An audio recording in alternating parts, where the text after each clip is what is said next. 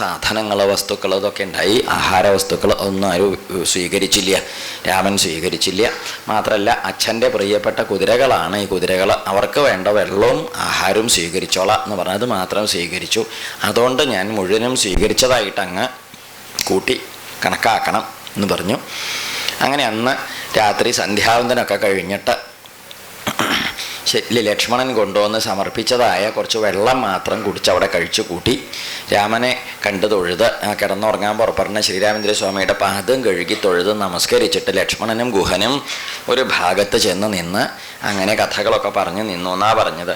അങ്ങനെ ഇരിക്കുന്ന സമയത്ത് വർത്തമാനം പറഞ്ഞ് രാമൻ്റെ മഹിമകളൊക്കെ പറഞ്ഞിരിക്കുന്ന സമയത്താണ് ഈ സീതയോട് കൂടിയിട്ട് ഇങ്ങനെ ഈ വെറും പാറയുടെ മുകളിൽ ഒരു കല്ലിൻ്റെ മുകളിൽ പുല്ലും അതിൽ ഇലയും വിരിച്ച കിടക്കുന്നതായ സ്ഥിതിയിൽ രാമനെ കണ്ടപ്പം വലിയ വിഷമം തോന്നിയിട്ട് പറയും ചെയ്തു, എന്താ അല്ലേ എങ്ങനെ കൊട്ടാരത്തിൽ വലിയ മാളികയിൽ കിടക്കേണ്ട ഉണ്ണിയാണ്, അപ്പം ഇങ്ങനെ ഒരു കഥയുണ്ട് ഇവിടെ കിടക്കേണ്ടതായിട്ട് വരുന്നത്, കാണുമ്പോൾ തന്നെ അസഹ്യമാവണോ? അതുകൊണ്ട് ഞാൻ പറയുകയാണ്, ഉണ്ണി ഒരു കാര്യം ചെയ്യും, ഉണ്ണി ലേശം ഉറങ്ങിക്കോളൂ. ആര്? ലക്ഷ്മണനോട് പറഞ്ഞു, അങ്ങനെ ലേശം ഉറങ്ങിക്കോളൂ, ഞാൻ എന്തായാലും ഇവിടെ ഇങ്ങനെ ഉണ്ടല്ലോ, ഞങ്ങൾക്കിതൊന്നും വലിയ വിഷയമൊന്നുമല്ല. എന്താ വെച്ചാൽ എനിക്കിപ്പോൾ ഈ കാടെന്ന് പറയുന്നത് ഞങ്ങൾ സ്വന്തം നാടായതുകൊണ്ട് ഇവിടെ എന്താ എങ്ങനെയാ ഏതാ എപ്പോഴെന്നൊക്കെ നല്ല വശാ, അതുകൊണ്ട് ഉറങ്ങിക്കോളൂ, സൗകര്യം പോലെ, എനിക്ക് സഹായത്തിനൊന്നും ആളൊന്നും വേണ്ട, ഇവിടെ ഇഷ്ടം പോലെ ആൾക്കാർ എൻ്റെ ആൾക്കാരുണ്ട്, അതുകൊണ്ട് രക്ഷിഷ്യാമി ധനുഷ്പാണി സർവഥാ ജ്ഞാതിഭിസ്സഹ, എൻ്റെ ആൾക്കാരും ഞാനും കൂടിയിട്ട് നിങ്ങളെയൊക്കെ നല്ലോണം പരിപാലിച്ചോളാം, ഒരു കാട്ടാളൻ്റെ കൈകൊണ്ടോ ജന്തുക്കളുടെ കൈകൊണ്ടോ ഒന്നും ആപത്തില്ലാതെ കണ്ട് നോക്കിക്കോളാം, സുഖമായിട്ട് ഉറങ്ങിക്കോളും ഉണ്ണിയെന്നും പറഞ്ഞു. എന്താ വെച്ചാൽ എനിക്കിവിടെ അറിയാത്തതായിട്ടൊരു മുക്കും മൂലയും പഴുതും ഒന്നും ഇല്ല, എല്ലാം നല്ലോണം പരിചയമാണേ, ഉറങ്ങിക്കോളൂ, കുറേശ്ശെ ഉറങ്ങിക്കോളൂ കിട്ടും എന്നും പറഞ്ഞു. അപ്പം ലക്ഷ്മണനോട് ഇങ്ങനെ പറഞ്ഞ് പ്രേരിപ്പിച്ച് ഉറങ്ങിക്കോളൂ, വെറുതെ ഇങ്ങനെ നിന്ന് ഉറക്കം കളഞ്ഞിട്ട് കാര്യമില്ലല്ലോ, ഒത്തിരി നേരം ഉറങ്ങിക്കോളൂ, ക്ഷീണം മാറി കിട്ടും എന്നൊക്കെ പറഞ്ഞപ്പോൾ ലക്ഷ്മണൻ അതിന് മറുപടി പറഞ്ഞത് എന്താണെന്ന് വെച്ചിട്ടുണ്ടോ, അതായത് ഗുഹ അങ്ങ് മഹാകേമനാണ്, പറഞ്ഞതൊക്കെ വലിയ സന്തോഷമായി. എന്താ വെച്ചാൽ എനിക്കിപ്പോൾ ഒന്ന് പറയാന്നാണെങ്കിൽ എനിക്കിപ്പോൾ അങ്ങോട്ട് കിടന്നാൽ ഉറക്കമൊന്നും വരില്ല. എന്താ വെച്ചാൽ നമ്മൾ വെറുതെ കിടന്നിട്ട് കാര്യമില്ല, ഉറങ്ങണമെങ്കിൽ ഉറക്കം വരണ്ടേ. കാരണം അത് ശ്രീരാമചന്ദ്രസ്വാമി ജ്യേഷ്ഠത്യമ്മയോട് കൂടിയിട്ട് ഇങ്ങനെ ഈ വെറും നിലത്ത് ഇങ്ങനെ കിടക്കുന്നത് കാണുമ്പോൾ ഉറക്കം വരുമോ? ഗുഹ വരുമോ? വരില്ല. അതുകൊണ്ട് എനിക്ക് ഉറക്കമൊന്നും വരില്ല. ഞാനത് ശക്യാനിദ്രാമയാലബ്ധം ജീവിതം വാ സുഖാനി വാ, ഇതിങ്ങനെ കണ്ണുകൊണ്ട് കാണുമ്പോൾ ജീവിതത്തിലൊരു സുഖം ഉണ്ടാവണമെന്ന് മോഹമില്ല, എനിക്ക് ആ ഉറക്കം വരൂല്ല. അതുകൊണ്ട് എനിക്ക് എന്താ ഇപ്പം പറയുക. അപ്പോൾ ഈ ഗുഹൻ ഇങ്ങനെ ഈ സങ്കടമൊക്കെ പറഞ്ഞിങ്ങനെ കരഞ്ഞും കൊണ്ടിരിക്കുന്ന സമയത്ത് ഗുഹനോട് കാര്യങ്ങളൊക്കെ പറഞ്ഞു കൊടുത്തു. എന്തല്ലേ ഏകോ ദശരഥസ്യ ഇഷ്ടപുത്ര, ദശരഥ മഹാരാജാവിൻ്റെ ഇഷ്ടനായ സീമന്തപുത്രനാണ് ഈ ഉണ്ണി, എന്നിട്ടല്ലേ ഇപ്പം ഉണ്ടായത്. അതുകൊണ്ട് ഞാൻ പറയുക വെച്ചാൽ കണ്ണും കയ്യും കാലും തുറന്നു വെച്ച് ഞാൻ ശ്രീരാമചന്ദ്രസ്വാമിയെ പരിപാലിക്കാനാണ് വന്നത്. കാരണം എന്താ വെച്ചാൽ ഗുഹ ഞാൻ പറയുകയാണെങ്കിൽ ഇപ്പം ഈ ശ്രീരാമചന്ദ്രസ്വാമിക്ക് എന്തെങ്കിലും സംഭവിച്ചു എന്നുണ്ടായി എന്താ ഉണ്ടാവുക എന്നറിയോ? അദ്ദേഹത്തിന് എന്തെങ്കിലും സംഭവിച്ചു വെച്ചാൽ അതോടെ ആരുടെ കഥ പോവും? കൗസല്യാദേവി ദേഹോപേക്ഷിക്കും. കൗസല്യ ദേഹോപേക്ഷിച്ചാൽ എന്താണ്ടാവും? കൗസല്യയുടെ കൂടെ തന്നെ സുമിത്രയും പോവും, അപ്പോഴേക്ക് രാജാവും പോവും. അങ്ങനെ നോക്കുമ്പം ശത്രുഘ്നനും ഭരതനും ഒക്കെ എല്ലാവരും പോവും, ഒടുക്ക പിന്നെ ഞാൻ ഉണ്ടാവും, ഞാനും പോവും. അങ്ങനെ രാമന് നാശം ഉണ്ടായാൽ സർവനാശമാണ് ഫലം. അങ്ങനെയാണ് ഞങ്ങളുടെ ഒരു ഘടന. രാമനെ ആശ്രയിച്ചിട്ടാണ് എല്ലാറ്റിനും നിൽപ്പ്. അപ്പം അതുകൊണ്ട് എന്താ വെച്ചാൽ ഞങ്ങൾ ഇങ്ങനെയാണ്. അപ്പി ജീവേദ നോക്കൂ, ഇദ്ദേഹത്തിൻ്റെ ദശരഥ മഹാരാജാവിൻ്റെയും അങ്ങനെയുള്ള മഹാത്മാക്കളൊക്കെ ദേഹോപേക്ഷിച്ച് പോയാൽ പിന്നെ രാജ്യം പോയി, എല്ലാം പോയി, നാടൊക്കെ നശിച്ച് കഥയില്ലാണ്ടാവും. അപ്പം ഈ രാജ്യം തന്നെ നിലനിൽക്കുന്നത് ആരുടെ മഹിമയിലാണ്? ഈ രാമൻ്റെ. അപ്പം അതുകൊണ്ട് എനിക്ക് ഉറങ്ങാൻ പറ്റില്ല. അന്ന് രാത്രി ഗുഹനും അങ്ങനെയുണ്ടല്ലോ, ഗുഹനും ഇതിൽ ഈ ഭാഗത്ത് എഴുത്തച്ഛൻ്റെ വക കുറേ നല്ല നല്ല വർണ്ണനകളൊക്കെ ഉണ്ട്. അധ്യാത്മരാമായണം കിളിപ്പാട്ടിൽ ഈ ഗുഹൻ ഇങ്ങനെ കരഞ്ഞു വിഷമിച്ച് ഈ രാമൻ്റെ സ്ഥിതി കണ്ടിട്ട് ഇങ്ങനെ വിഷമിച്ചിരിക്കുമ്പം അതിന് ഗുഹൻ അധ്യാത്മരാമായണത്തിലെ ഗുഹനെ ലക്ഷ്മണൻ ഉപദേശിക്കുന്നത് എങ്ങനെയാണെന്നറിയോ? എന്താ വെച്ചാൽ വല്യേട്ടൻ വരുമ്പം കൊടുത്ത മരുന്നൊക്കെ കയ്യിലുണ്ടല്ലോ, ഏത് ലക്ഷ്മണനെ നല്ലോണം ഉപദേശിച്ച് വിട്ട മിടുക്കനാണല്ലോ ലക്ഷ്മണൻ. ലക്ഷ്മണൻ പറയുന്നുണ്ട്, എന്തിനാ ഗുഹ അങ്ങനെ കരയണത്? കസ്യ ദുഃഖസ്യ കോ ഹേതുർജഗത്രയേ കസ്യ സുഖസ്യ വാ കോപി ഹേതു സഖേ പൂർവജന്മാർജിത കർമ്മമത്രേ ഭുവി സർവലോകർക്കും സുഖദുഃഖ കാരണം. ആരാരുടെ സുഖത്തിന് കാരണമാണ്? ആരാർക്ക് ദുഃഖത്തിന് കാരണമാവണം? ആരും ആർക്കും സുഖത്തിനും ദുഃഖത്തിനൊന്നും കാരണമൊന്നും ആവണില്ല. എല്ലാവരും അവനവൻ്റെ കർമ്മഗതി അനുഭവിച്ച് പോവുകയാണ്. ഗുഹ എന്നൊക്കെ ആ പാതിരാത്രി ഉപദേശമൊക്കെ ആര് കൊടുക്കണ്ട്? അധ്യാത്മരാമായണത്തിൽ അങ്ങനെയൊക്കെ ഉണ്ട്. ചില ഇവിടെ അങ്ങനെയൊന്നും ഇല്ലെങ്കിലും വർത്തമാനമൊക്കെ നന്നായിട്ട് പറയുന്നുണ്ട്. ഈ വർത്തമാനമൊക്കെ പറഞ്ഞവർ ഇവിടുന്ന് ഇരിക്കുന്ന സമയത്ത് നേരം വെളിച്ചായി, രാവിലെ കുളിയും സന്ധ്യാവന്തനം കഴിഞ്ഞ സമയത്താണ്. ഇപ്പം ഈ ഗംഗ കടന്നിട്ട് തെക്കോട്ട് പോയാൽ ഇനി എവിടെ എത്തുള്ളൂ? അവർക്ക് പോകേണ്ടതായ ദണ്ഡകാരണ്യം എന്ന് പറഞ്ഞ സ്ഥലത്തേക്ക് എത്തുള്ളൂ. അപ്പം ഈ ദണ്ഡകാരണ്യത്തിലേക്ക് പോകാൻ ഈ ഗംഗ കടക്കാൻ എന്താ നിവൃത്തി? അപ്പം അവർ ഗംഗയുടെ കരയിലേക്ക് പോകാൻ പുറപ്പെട്ട സമയത്ത് ഗുഹം പറഞ്ഞു, ഗംഗ കടക്കണ കാര്യമൊന്നും നിങ്ങൾ വിഷമിക്കേണ്ട, അതിനൊക്കെ ഇവിടെ ആളുണ്ട്. ആര്? ഇവിടെ കുത്തി തുഴയാനൊക്കെ നല്ലോണം ആളുണ്ട് ഞങ്ങളൊക്കെ. അപ്പം അവരെ ഏർപ്പാടാക്കാം, ധൈര്യമായിട്ട് ഇരുന്നോളൂ. അപ്പോഴേക്ക് ഗുഹൻ്റെ നിർദ്ദേശപ്രകാരം തോണി വന്നു, ഇവർക്ക് പോകാനായിട്ടുള്ള തോണി. അപ്പോൾ ഗുഹനാണെങ്കിൽ തോണി കൊണ്ടുവന്ന് പുഴയുടെ കരയിൽ കൊണ്ടുവന്ന് നിർത്തി ഇടിച്ചിട്ട് തൊഴുതിട്ട് പറഞ്ഞു, ഇതിലേക്ക് കയറിക്കോളൂ. എന്താ? നൗരിയം പുരുഷവ്യാഘ്ര തം ത്വം ആരോഹ സുവ്രത. നൗ എന്ന് പറഞ്ഞ തോണിയാണ്. തോണിയിലേക്ക് ഇങ്ങോട്ട് കയറിക്കോളൂ, അതിലേക്ക് കയറിയിട്ട് അങ്ങടെ അപ്പുറത്തേക്ക് കടന്ന് പോകാനുള്ള സൗകര്യമാവും എന്നും പറഞ്ഞു. ഇങ്ങനെ ഈ തോണിയിലേക്ക് കയറിക്കോളൂ എന്നും പറഞ്ഞ് തോണി കൊണ്ടുവന്ന് നിർത്തി അതിലേക്ക് ഏർപ്പാടാക്കിയ സമയത്ത് രാമമേവത്തോ ധർമ്മജ്ഞം ഉപഗമ്യ വിനീതവത്. എന്നിട്ട് രാമൻ്റെ അടുത്ത് വന്ന് തൊഴുതിട്ട് ചോദിച്ചു, കിം കരവാണി, ഇനി ഞാൻ എന്താ ചെയ്യേണ്ടത്? അങ്ങക്ക് ഇനി എന്ത് വേണ്ടോ ഞാൻ ചെയ്യണ്ടോ എന്ന് ചോദിച്ചു. അപ്പോൾ പറഞ്ഞു, ഇനിയിപ്പോൾ എന്തപ്പോൾ ചെയ്യാനുള്ളതെല്ലാം ചെയ്തു, നന്നായി, സന്തോഷമായി, അതുകൊണ്ട് ഇതിലേറെ ഒന്നും ചെയ്യണ്ട. അങ്ങേപോലെ ഒരു വലിയ സുഹൃത്തിനെ വഴിയിൽ എനിക്ക് കിട്ടിയത് വലിയ ഭാഗ്യമായി, അതുകൊണ്ട് ഇങ്ങനെയൊക്കെ സാധിച്ചുല്ലോ എന്നും പറഞ്ഞ് തൊഴുത് വർത്തമാനം പറഞ്ഞിട്ട് അവിടുന്ന് അവർ മെല്ലെ തോണി കയറി പുറപ്പെടാനായിട്ട് പുറപ്പെട്ടു. ഈ തോണിയിലേക്ക് കയറി പുറപ്പെടാനായിട്ട് ഇരുന്ന ആ സമയത്താണ് ഇദ്ദേഹത്തോട് പറയുകയും ചെയ്തു, ഇനിയിപ്പോൾ എന്താ വേണ്ടതെന്നാണെങ്കിൽ ഈ കാട്ടിലേക്ക് പ്രവേശിച്ച് ഇനി നാട് എന്ന് പറഞ്ഞാൽ മനുഷ്യന്മാരായിട്ടുള്ള സഹവാസമൊക്കെ കഴിഞ്ഞു, ഈ ഗുഹനോട് കൂടിയിട്ട് അതൊക്കെ കഴിഞ്ഞു, ഇനി അങ്ങനെ ഒരു നാട്ടിൻപുറമൊന്നും ഇല്ല. അതുകൊണ്ട് എന്ത് ചെയ്യാം?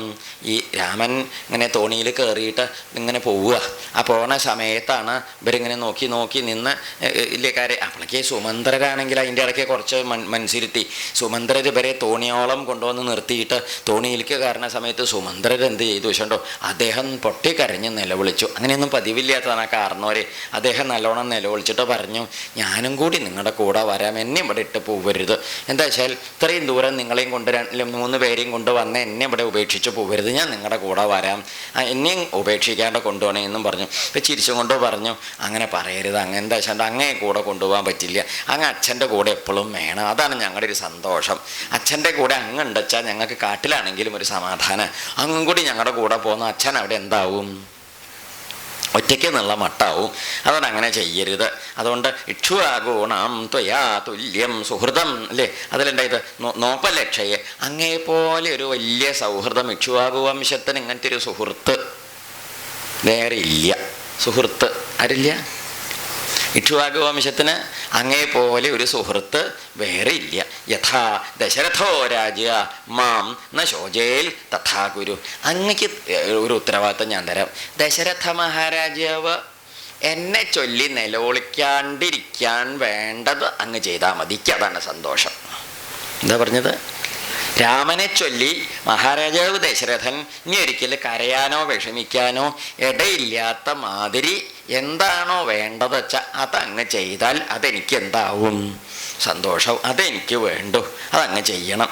അതുകൊണ്ട് എന്ത് ചെയ്യരുത്? കരഞ്ഞ് വിഷമിച്ച് ഞങ്ങളുടെ കൂടെ വരരുത്. അപ്പോൾ പോകുമ്പോൾ അങ്ങ് പറയണം, അച്ഛനോട് പ്രത്യേകം ഞാൻ ചോദിച്ചു എന്ന് പറയണം. കരയരുത്, നേരാമണ്ണൊക്കെ വേണ്ട മാതിരി ഭക്ഷണമൊക്കെ കഴിക്കണം, ശ്രദ്ധ വെക്കണം, അല്ലാതെ വിഷമിച്ച് കഷ്ടത്തിലാവരുത് എന്ന് ഞാൻ പറഞ്ഞു എന്ന് ആരോട് പറയണം? അച്ഛനോട് പറയണം. പിന്നെ അമ്മോടും പറയണം, വിഷമിച്ചിരിക്കരുത്, അച്ഛൻ്റെ കാര്യമൊക്കെ നല്ലോണം നോക്കി മനസ്സിരുത്തണം. പിന്നെ അമ്മോടും ആഹാരമൊക്കെ കഴിക്കണം എന്ന് പറയണം. പിന്നെ എന്താ വെച്ചാൽ 13-14 കൊല്ലം എന്നൊക്കെ പറഞ്ഞ് ഇതാന്ന് പറയുമ്പോഴേക്ക് കഴിയും, നാളെ മറ്റന്നാളെ ഞങ്ങൾ ഇങ്ങോട്ട് വരില്ലേ എന്ന് പറഞ്ഞ് അമ്മയെ സന്തോഷിപ്പിക്കണം. സുമിത്ര ചെറിയമ്മയോട് പ്രത്യേകം ഞാൻ ചോദിച്ചു എന്ന് പറയണം, വിഷമിക്കരുത്, അമ്മയുടെ കൂടെ ഉണ്ടാവണേന്ന് പറഞ്ഞു എന്ന് പറയണം. പിന്നെ കൈകൈ ചെറിയമ്മോടും പറയണം, ഞാൻ ദണ്ഡകാരണ്യത്തിൽ എത്തിയിട്ടുണ്ടെന്നൊന്ന് പറയണം, ചെറിയമ്മ സുഖമായിട്ട് ഉറങ്ങിക്കോട്ടെ. അങ്ങനെ പറഞ്ഞില്ല. എന്താ കാരണം? അപ്പം ആ കുശലം ചോദിച്ചു നോക്ക്. ലക്ഷ്മണൻ്റെ അമ്മോടും തൻ്റെ അമ്മോടും പറഞ്ഞ മാതിരി കുശലം അന്വേഷിക്കാൻ ആരുടെ അടുത്തും ഏൽപ്പിച്ചിട്ടുണ്ട്? കൈകൈയുടെ. നമ്മുടെ നാട്ടിലൊക്കെ വെച്ചാൽ കൈകൈ പിന്നെ കണ്ട മുഖത്തേക്ക് നോക്കുമോ? അങ്ങനെയല്ലേ പൊതുവേ പതിവ്. രാമനെ നമ്മുടെ കോലോണ്ട് അളക്കാൻ പറ്റില്ല എന്ന് പറയുന്നത് ഇതുകൊണ്ടാണ്. അദ്ദേഹത്തിൻ്റെ ഒരു ഭാവം വേറെ തന്നെയാണ്. കൈകൈയോട് പറയണം. പിന്നെ മാത്രമല്ല, അന്യാശ്ച ദേവീ സഹിത കൈകേയീം ച പുനഃ കൈകേയമ്മോട് വീണ്ടും പറയണേ. എന്ത്? ഞാൻ കുശലം ചോദിച്ചു എന്ന്. പിന്നെ മാത്രമല്ല, ആരോഗ്യം ബ്രൂഹി കൗസല്യാം അഥ പാദാഭിവന്ദനം.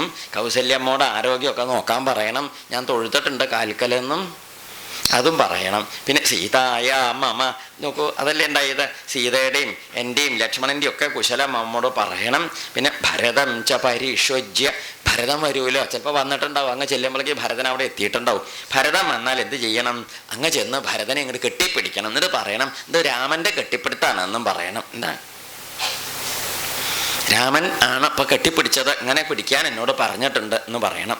അങ്ങനെ കെട്ടിപ്പിടിച്ചിട്ട് ഭരതനോട് പറയണം, യൗവരാജ്യേ അഭിഷിച്ച, യുവരാജാവായിട്ട് വാഴിക്കണം. എന്നിട്ടോ അങ്ങനെ വരുമ്പം അസ്മൽ സന്താപജം ദുഃഖം നത്വാം അഭിഭവിഷ്യതി.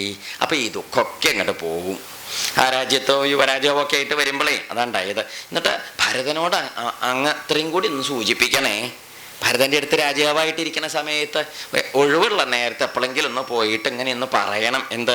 യഥാ തവ കൈകേയി സുമിത്രാച്ച അവിശേഷത തഥൈവ ദേവി കൗസല്യ മമ മാതാ വിശേഷത. ഭരത, എപ്രകാരത്തിലാണോ എൻ്റെ അമ്മ കൈകേയി എൻ്റെ സ്നേഹത്തിലിരിക്കണത്, സുമിത്ര അമ്മ എൻ്റെ സ്നേഹത്തിലിരിക്കണത്, അതുപോലെ എൻ്റെ അമ്മ കൗസല്യം കൂടി അങ്ങനെ ഇരിക്കണേ എന്ന് പറയണം. എങ്ങനെ? എൻ്റെ അമ്മോടും ഒന്ന് ശ്രദ്ധ വെക്കണേ, ആരും ഇല്ലല്ലോ അവിടെ നോക്കാൻ, നമ്മുടെ കാര്യം ഒന്ന് നോക്കണം എന്ന് പറയണം കേട്ടോ. അങ്ങ് ഭരതൻ നോക്കി, അതുകൊണ്ടാണ് അങ്ങനെ പറയണത് എന്ന് മനസ്സിരുത്തണം എന്ന് പറഞ്ഞു. അതുണ്ടാവണം, അങ്ങനെയൊക്കെ ഒന്ന് പറയണമെന്നും പറഞ്ഞു. ഇത്രയൊക്കെ പറഞ്ഞ സമയത്ത്, ഈ കഥകളൊക്കെ കേട്ട സമയത്ത് എന്ത്, ഈ സുമന്ത്രൻ അങ്ങോട്ട് ഉറക്ക കരഞ്ഞു. സുമന്ത്രർ പറഞ്ഞു, അങ്ങ് ഈ പറഞ്ഞ വർത്തമാനമൊക്കെ കേട്ടിട്ട് ഞാനിപ്പം മടങ്ങി അയോധ്യയിൽ ചെന്നിട്ട് എന്നോട് ചോദിക്കും, കൗസല്യമ്മ ചോദിക്കും, ഉണ്ണി എവിടെയാ കൊണ്ടുപോയി കളഞ്ഞത് ചോദിക്കും. അപ്പം ഞാൻ എന്താ പറയും? അമ്മാവൻ്റെ കുടുംബത്താക്കി പോകുന്നു എന്നാ പറയണ്ടേ? ദേഷ്യപ്പെടുവെച്ചാൽ ഞാൻ എന്താ പോയി പറയുക? തൻ്റെ മകനെ എവിടെ കൊണ്ടുപോയി ആക്കിയത് ചോദിച്ചാൽ ഞാൻ എന്താ പറയുക അമ്മോട്? ആ നീറി കിടക്കണ അമ്മയുടെ ഹൃദയം എങ്ങനെ ഉണ്ടാവും? അമ്മാവൻ്റെ കുടുംബത്ത് കൊണ്ടുപോയി ആക്കി പോന്നു എന്ന് പറയാൻ എനിക്ക് പറ്റുമോ? പറ്റില്ല. കാട്ടിക്കൊണ്ടായി ആക്കിയെന്നല്ലേ ഞാൻ പറയേണ്ടത്. എന്ത് പാപാണാവോ ഞാൻ ചെയ്തത്? ഈ ജാതിയൊക്കെ പറഞ്ഞ് കേൾക്കില്ലേ? അതിൻ്റെയൊക്കെ ഒരു ഭാവം കേൾക്കേണ്ടതായിട്ട് വരിക. താനാണല്ലോ അപ്പോൾ ഇത് പറഞ്ഞ് കേൾക്കേണ്ടത്, രാമൻ്റെ കേൾക്കില്ലല്ലോ. ഈ ഇടയിൽ നിൽക്കണതിൻ്റെ ഒരു ഗതികേട് ഇല്ലേ? അതുകൊണ്ട് അത് ഞാൻ ആലോചിക്കുമ്പോൾ സത്യം പിന്നെ വിവാഹം ബ്രൂയാം, ഞാൻ അങ്ങനെയൊന്നും പറയില്ല. എങ്ങനെ? എനിക്ക് സത്യമേ പറയാൻ പറ്റുള്ളൂ. ഇദ്ദേഹം പറഞ്ഞു, സുമന്ത്രര് പറഞ്ഞ് അദ്ദേഹം എന്നിട്ട് കുറേ കാര്യം ചെയ്ത് അവസാനം പറഞ്ഞു, പ്രസീത, എന്നോട് പ്രസാദിക്കണം. ഇച്ഛാമി തേ അരണ്യേ ഭവിതും പ്രത്യനന്തര. കാട്ടിൽ അങ്ങയുടെ പിമ്പിൽ ഉണ്ടാവാൻ എനിക്കും ഒരു അനുവാദം തരണം. തുതനന്തര, അങ്ങയുടെ ഒപ്പത്തിനൊപ്പം കാട്ടിക്ക് വരാൻ എനിക്ക് അനുവാദം തരണം. ഇമേ ചാബി ഹയാ വീര യതി തേ വനവാസിന. ഈ രണ്ട് കുതിരകൾ അച്ഛൻ്റെ കുതിരകളാണ്. ഈ കുതിരകൾ അങ്ങില്ലാതെ തേര് തെളിച്ചാൽ നേരെ നടക്കില്ല. എന്താ കാരണം? അങ്ങേയും കൊണ്ട് വരുകൊണ്ടാണ് കുതിര നേരെ പോകുന്നത്. ഇനി അങ്ങില്ലാതെ തിരിച്ചു പോകുമ്പോൾ ഈ കുതിരകൾ എന്ത് ചെയ്യില്ല? നേരെ നടക്കില്ല. അതുകൊണ്ട് അങ്ങ് എന്നെ ഉപേക്ഷിക്കരുത്. ഞാൻ എന്ത് ചെയ്യാം? പരിചര്യാം കരിഷ്യന്തി പ്രാപ്സ്യന്തി പരമാം ഗതിയും. അങ്ങനെ ഞാൻ ഈ തേരും കുതിരയൊക്കെ ആയിട്ട് അങ്ങയുടെ കൂടെ വന്നിട്ട് അങ്ങയെ സേവിച്ച് കാട്ടിലൊക്കെ നടക്കുമ്പോൾ അങ്ങേക്ക് ഒരു സൗകര്യം കൂടി ആവും. ഞാനും ഈ കുതിരകളും തേരും ഉണ്ടെച്ചാൽ. അതുകൊണ്ട് അങ്ങ് എന്നെ ഉപേക്ഷിക്കരുതേ. വീണ്ടും കരഞ്ഞു. ആര്? സുമന്ത്രര് എന്തായാലും വിട്ടൊഴിയാനുള്ള മട്ടില്ലേ? അദ്ദേഹം ഇങ്ങനെ കൂടാനുള്ള മട്ട തന്നെയാണ്. ഒടുക്കം എന്താ ചെയ്തു വെച്ചാൽ സുമന്ത്രരെ നല്ലോണം അങ്ങോട്ട് കെട്ടിപ്പിടിച്ചു. ഒടുക്കത്തെ പണി ഇനിയിപ്പോൾ അതാ. എന്ത്? കെട്ടിപ്പിടിച്ച് നല്ലോണം ചേർത്ത് പിടിച്ചിട്ട് അങ്ങനെ പറയാൻ പാടില്ല, അങ്ങനെ ഞാൻ കൊണ്ടുപോവില്ല. എന്താണെന്ന് ഇഷ്ടമുണ്ടോ? അങ്ങനെ കൊണ്ടുപോവില്ല എന്ന് പറയാൻ കാരണം ഞാനൊരു കാര്യം പറയാം, ഒരു യുക്തി പറയാം. അപ്പം അങ്ങ് എൻ്റെ കൂടെ കാട്ടിക്ക് വന്നു എന്ന് കൂട്ടിക്കോളൂ. ഞങ്ങൾക്ക് ബുദ്ധിമുട്ടുണ്ടായിട്ടല്ല. അങ്ങ് കാട്ടിക്ക് വന്ന് അങ്ങയ്ക്കും സന്തോഷമേ ഉണ്ടാവുള്ളൂ. ശരി തന്നെയാണ്. പക്ഷെ എന്താ ഇഷ്ടമുണ്ടോ? അങ്ങിപ്പം ഞങ്ങളുടെ കൂടെ കാട്ടിക്ക് വന്നാൽ കൈകേയി ഇപ്പം അങ്ങേ കാത്തിരിക്കണ്ടാവും അവിടെ. എന്നിട്ട് അങ്ങ് വരുമ്പോൾ ചോദിക്കും, എവിടേക്കാ അവർ പോയതോ ചോദിക്കും. അപ്പം ദണ്ഡകാരണ്യത്തേക്ക് പോകാനുള്ള വഴിയിൽ കൊണ്ടുപോയാക്കി എന്ന് പറഞ്ഞാൽ കൈകേയി അമ്മയ്ക്ക് എന്താവും? ഒരു സമാധാനം ഉണ്ടാവും. ഇനി അതല്ലാതെ അങ്ങിപ്പം ഞങ്ങളുടെ കൂടെ പോന്നു വെച്ചാൽ കൈകേയി അമ്മ എന്ത് നിരീക്കും? ഇത് ഇവർ തമ്മിലുള്ള അഡ്ജസ്റ്റ്മെൻ്റാന്നാണ് തോന്നണത്. ഇവിടെ എവിടെയോ അടുത്തെവിടെയോ ഉണ്ടാര് നമ്മുടെ മുമ്പിൽ പറ്റിക്കാനായിട്ടേ പോയത്. അവിടെ അടുത്തെവിടെയോ താമസിക്കുന്നുണ്ട് രാമൻ എന്ന് തോന്നി ആ ചെറിയമ്മയ്ക്ക് വീണ്ടും എന്ത് വരും? പ്രഷറൊക്കെ കൂടും, മുഷ്ടിൽ കൂടും, വയ്യായ കൂടും. എന്തിനാ അതിന് നിൽക്കണേ നമ്മൾ? അതിൻ്റെ ആവശ്യമില്ല. എന്തായാലും നമ്മൾ കാട്ടിലാണ്. പിന്നെ അതല്ലാന്ന് തോന്നിക്കേണ്ട വല്ല കാര്യമുണ്ടോ? അതുകൊണ്ട് എന്ത് ലാഭമുള്ളത്? ഒരു ലാഭമില്ല. അതുകൊണ്ട് അങ്ങ് എന്ത് ചെയ്തിട്ടാണെങ്കിലും മടങ്ങി പോയേ പറ്റുള്ളൂ. ആര് പറഞ്ഞു? രാമൻ പറഞ്ഞു. എന്താ അല്ലേ ചെയ്യുക? ഇനിയിപ്പോൾ ഒന്നും അങ്ങോട്ട് പറഞ്ഞിട്ട് ചെല്ലണില്ല. ഒടുക്കം നമ്മുടെ ഗുഹനോട് പറഞ്ഞു, ഗുഹ അങ്ങ് എന്ത് വേണം? കുറച്ച് ഈ പേരാൽക്കറ കൊണ്ടുവരണം. പേരാലിൻ്റെ കറ. എന്താ പേരാലിൻ്റെ കറ എന്ന് പറഞ്ഞാൽ? പേരാൽ പറഞ്ഞാൽ മനസ്സിലാവില്ലേ? പേരാൽ മുട്ട ഒരു തരം വടവൃക്ഷം എന്നാ പറയുക. അപ്പം പേരാലിൻ്റെ കറ ലേശം കൊണ്ടുവരൂ. എന്തിനാണെന്നറിയോ? അതെനിക്ക് ജട കെട്ടാനാണെന്നും പറഞ്ഞിട്ട്. ജട, ഈ മുടി ഇങ്ങനെ, ഇവരുടെ മുടിയൊക്കെ രാജകുമാരന്മാരുടെ മുടിയല്ലേ, നല്ല പറക്കണ മുടിയല്ലേ. അതൊക്കെ എന്ത് ചെയ്തു? അതിങ്ങനെ ഉണ്ടയായിട്ട് തീർക്കാനായിട്ട് പേരാലിൻ്റെ കറ ചേർത്ത് ഉരുട്ടി കെട്ടി അവിടെ വെക്കും. അപ്പോൾ എന്താവും? അതിൻ്റെ പേരാണ് ജട എന്നാ പറയുക. അപ്പോൾ ജട കെട്ടാനായിട്ട് താപസന്മാരൊക്കെ അങ്ങനെയാണ് പതിവേ. അപ്പം അതുകൊണ്ട് എന്തേ ചെയ്തു വെച്ചാൽ, ജടാ കൃത്വാ ഗമിഷ്യാമി ന്യഗ്രോധ ക്ഷീരമാനയ. ന്യഗ്രോധം എന്ന് പറഞ്ഞാൽ ഈ പേരാല്. ക്ഷീരം, പേരാലിൻ്റെ കറ പാല് പോലെ ഉണ്ടാവില്ല വെളുത്തിട്ട്, അത് കൊണ്ടിരിച്ചു. തൽക്ഷീരം രാജപുത്രായ ഗുഹ ക്ഷിപ്രമുപാഹരൽ. ഗുഹനാണ് കാട്ടിലൊക്കെ നടന്ന് ഈ പേരാൽക്കറയൊക്കെ സ്വരൂപിച്ച് കൊണ്ടുവന്ന് രാമന് കൊടുത്തു. അങ്ങനെ രാമനും ലക്ഷ്മണനും എന്ത് ചെയ്തു? ഇതുകൊണ്ട് ഈ കറയുണ്ട് മുടി ജടയായിട്ട് കെട്ടി അവർ മരവുരിയൊക്കെ ചുറ്റി. ഇപ്പം കണ്ടാൽ എന്തേ തോന്നുള്ളൂ? ശുദ്ധം മഹർഷിമാരാന്നേ തോന്നുള്ളൂ. പ്രായം മാത്രം ചെറുപ്പമാണ്, സ്വരൂപത്തിലൊക്കെ മഹർഷിമാരാണെന്നും. അങ്ങനെ ഇവർ ഈ ഗുഹൻ കൊണ്ടുവന്ന തോണിയിൽ കയറിയിട്ട് എന്ത് ചെയ്തു? ആദ്യം സീതാദേവിയെ പിടിച്ച് കയറ്റി. എന്നിട്ട് രാമനും കയറി. ഒടുക്കം ഈ ലക്ഷ്മണനാണെങ്കിൽ ലഗേജൊക്കെ കയറ്റി വെച്ചു. ലഗേജ് പറഞ്ഞാൽ കുറേ സാധനങ്ങളുണ്ട്. ഏതൊക്കെയത്? ഖനിത്രം, കൈക്കോട്ട, പിശാത്തി, വെട്ടെത്തി, ചെറിയ കോടാലി, പിന്നെ സീതയുടെ പെട്ടിയുണ്ട്. ഏതാ പെട്ടി? സീതയുടെ സാരി പെട്ടിയില്ലേ? 14 കൊല്ലത്തേക്കുള്ള വസ്ത്രമാണ് അവിടേക്ക് കൊടുത്തയച്ചത്. അതൊക്കെ ലക്ഷ്മണൻ്റെ കയ്യിലാവും ഉണ്ടാവുക. ഏതായാലും ഉണ്ടാവും കയ്യിൽ. അതൊക്കെ ആയിട്ട് ലക്ഷ്മണൻ അങ്ങോട്ട് കയറി, തോണിയിലേക്ക് കയറി. 3 ആളും കൂടി തോണി. അപ്പോൾ ഈ ഗുഹൻ്റെ ആൾക്കാരാണ് വണ്ടി കൊണ്ടുപോകേണ്ടതെന്നുള്ള ഇവർക്ക് തോണിയിലിരുന്ന് മിണ്ടാണ്ടിരുന്ന് അങ്ങനെ പോയാൽ മതി. അങ്ങനെ ഒരു തോണി കടന്നു. ഈ തോണി കടന്നിട്ട് ഈ ഗംഗ വലിയ നദിയാണല്ലോ. അതിൻ്റെ അപ്പുറത്തെ ഭാഗത്തൊക്കെ കരയിലെത്തി. ഗംഗയുടെ തെക്കേ കരയിൽ വന്ന് പ്രവേശിച്ച് ഇവരെന്തേ ചെയ്തു വെച്ചാൽ, അങ്ങനെ ഒന്നും പറയണ്ട. ഇനിയിപ്പോൾ ആരേ ഉള്ളൂ. ഇവരിങ്ങനെ ഈ തോണിയിൽ ഇങ്ങനെ പോയി കൊണ്ടിരിക്കുന്ന സമയത്ത് നമ്മുടെ ഈ സുമന്ത്രരാണെങ്കിൽ ഇങ്ങനെ നോക്കി നിൽക്കുകയാണ്. ആര് പോണത്? രാമനും സീതയും ലക്ഷ്മണനും കൂടി തോണിയിൽ പോകണ്ടേ. അവരിങ്ങനെ തോണിയുടെ തണ്ടിൻ്റെ മുകളിലിരുന്നിട്ട് ഇദ്ദേഹത്തെ നോക്കിയിട്ട് ഇങ്ങനെ കൈകൊണ്ട് ഇങ്ങനെ ആക്കണ്ട. അത് ഈ പുഴ നല്ല വീതിയുള്ള പുഴയാണെങ്കിൽ കുറേ അങ്ങോട്ട് ചെന്നാൽ നമുക്ക് എന്ത് കാണില്ല? കുറേ വീതിയുള്ള പുഴയാണെങ്കിൽ അങ്ങടങ്ങട് കാഴ്ചയ്ക്ക് എന്ത് കുറയും? സൂക്ഷ്മത കുറയും. ദൂരക്കാഴ്ച കുറെ കഴിഞ്ഞാൽ അത്രയ്ക്ക് ദൂരം ഉണ്ടെങ്കിൽ കാണാൻ പറ്റില്ല. അങ്ങനെ പോയി സുമന്ത്രരുടെ കണ്ണിൽ നിന്നൊക്കെ ഇവർ മറിഞ്ഞു. എന്നാലും പുഴയുടെ അപ്പുറത്തെ കരയിലെത്തിയപ്പം അവർക്ക് അവിടെ നിന്ന് നോക്കിയാൽ പൊട്ടുപോലെ ആരെ കാണാം? സുമന്ത്രരെയും കാണാം, തേരും കാണാം. പുഴയുടെ ഗംഗാനദിയുടെ തെക്കേ ആ തീരത്തേക്ക് വന്ന് ഇവർ 3 പേരും രാമനും ലക്ഷ്മണനും സീതയും ചുറ്റും നോക്കുമ്പം കൊടുങ്കാട്. ഒന്ന് സങ്കല്പിച്ചു നോക്കൂ. ഇന്നൊക്കെ ഇപ്പം നമ്മുടെ നാട്ടിൽ കാടെന്നൊക്കെ പറഞ്ഞാൽ ഒരു പേരിനുള്ള കാടൊക്കെ ഉള്ളൂ. അന്ന് ഏത് കാലത്താണ്? അന്ന് നാട് വളരെ ചുരുക്കം നാടും 90% കാടും 10% താഴെ നാടും ഉള്ള കാലത്താണ് ഈ കാട്ടിക്കൂടി പോണത്. ഇന്നൊക്കെ ഇപ്പം നമ്മൾ കാട്ടിക്കൂടി പോവുക പറഞ്ഞാൽ കാട്ടിൽ എന്തുണ്ട്? കാട്ടിലൊന്നുമില്ല. കാട്ടിലെന്തെങ്കിലും ജന്തുക്കളുണ്ടോ? ഒക്കെ കഷ്ടിയല്ലേ ഉള്ളൂ. അന്നത്തെ കാലത്തൊക്കെ കാട്ടിലേക്ക് സിംഹവും കടുവയും പുലിയും മാനിയും പല ജാതി ദുഷ്ടജന്തുക്കളൊക്കെ ഉണ്ടാവില്ലേ? ആ കാട്ടിലേക്ക് പ്രവേശിച്ചു. ഗംഗയുടെ കരയിലെത്തിയിട്ട് അവരിങ്ങനെ നോക്കി. പിന്നീട് അവർ തോണിയിൽ നിന്ന് ഇറങ്ങി സുമന്ത്രരുടെ നേരെ നോക്കി ഒന്ന് തൊഴുതിട്ട് അവർ എന്ത് ചെയ്തു? കാട്ടിലേക്ക് അങ്ങോട്ട് കയറി. ആർക്ക് കാണാൻ പറ്റാണ്ടേ? ഇനി സുമന്ത്രർക്ക് ഉൾക്കാട്ടേക്ക് കയറിയില്ലേ? ഉൾക്കാട്ടേക്ക് കയറി ഇവരെ സുമന്ത്രർ പിന്നെ കണ്ടില്ല. സുമന്ത്രർ എന്ത് ചെയ്തു? സുമന്ത്രർ അവിടെ വിഷമത്തോടെ നിന്നു. രാമലക്ഷ്മണന്മാർ 2 പേരും കാട്ടിൻ്റെ ഉള്ളിലേക്ക് കയറി. അവിടെ ചെന്നൊരു മരത്തിൻ്റെ ചോട്ടിൽ അവിടെ ഇരുന്നു. ആ മരത്തിൻ്റെ ചോട്ടിൽ ഇരുന്നിട്ട് അവരെന്ത് ചെയ്തു വെച്ചിട്ടുണ്ടോ? പറഞ്ഞു. രാമൻ ലക്ഷ്മണനോട് പറഞ്ഞു, ലക്ഷ്മണ, നമ്മളൊന്ന് നല്ലോണം മനസ്സിരുത്തണം. അവശ്യ രക്ഷണം കാര്യം അദൃഷ്ടേ വിജനേ വനേ. ആരും ഇല്ലാത്ത കാടാണ് ഈ കാട്. ഈ കാട്ടിൽ എന്ത് ചെയ്യണം? നമ്മൾ നന്നായിട്ട് അവശ്യ രക്ഷണം, പരസ്പരം അങ്ങോട്ടും ഇങ്ങോട്ടും നല്ലോണം രക്ഷ ചെയ്തിട്ട് വേണം പോവാൻ. അഗ്രതോ ഗച്ഛ സൗമിത്രേ. ലക്ഷ്മണൻ മുമ്പിൽ നടന്നോളൂ എന്നും പറഞ്ഞു. എങ്ങനെ? ലക്ഷ്മണനെ അഗ്രതോ ഗച്ഛ ലക്ഷ്മണ മുമ്പിൽ നടക്കും ഉണ്ണിയ, ലക്ഷ്മണ മുമ്പിൽ നടക്കണം.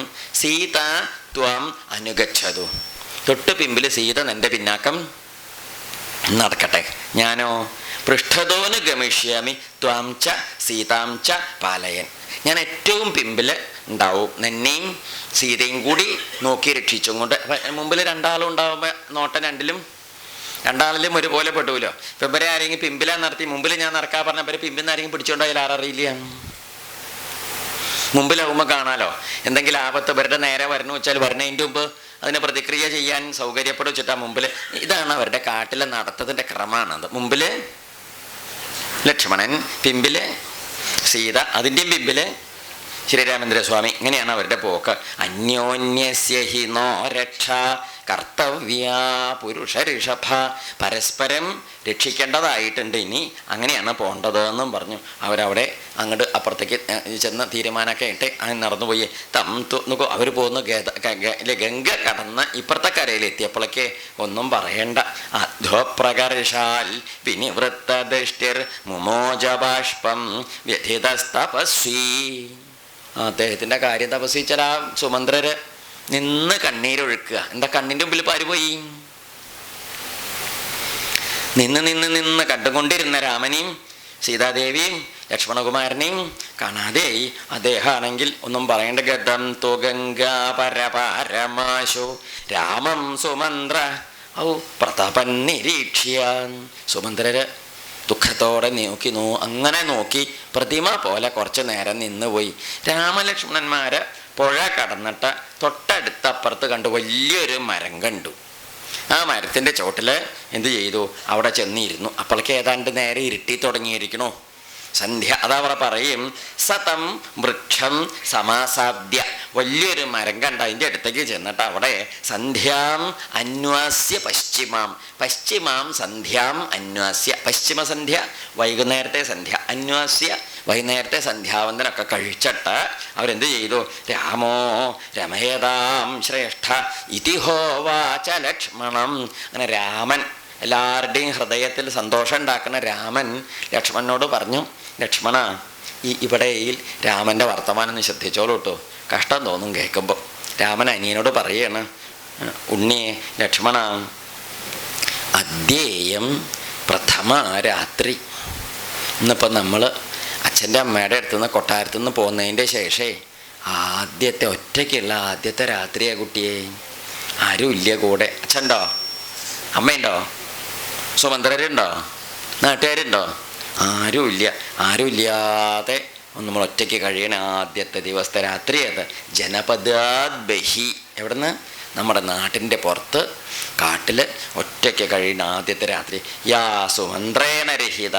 അന്ന് സുമന്ത്രരുണ്ടായിരുന്നു. എന്ന് തമസയുടെ കരയിലൊക്കെ സുമന്ത്രരുണ്ടായിരുന്നു. ഗുഹൻ്റെ കൂടെ കിടന്നുറങ്ങുമ്പോഴും സുമന്ത്രരുണ്ട്. ഗുഹൻ്റെ നാട്ടിൽ കിടന്നുറങ്ങിയപ്പോഴും ഉണ്ട്.